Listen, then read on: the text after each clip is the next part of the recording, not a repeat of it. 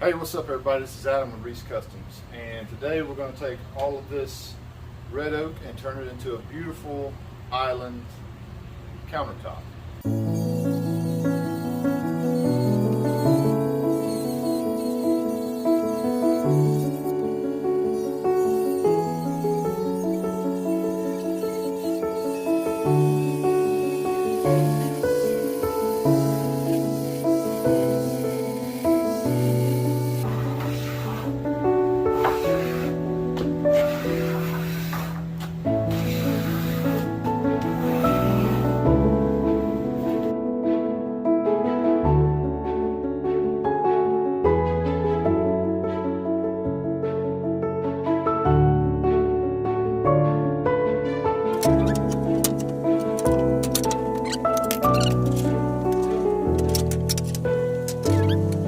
Now all we have to do is do all of this again to that set, and then we'll be ready to put the two halves together.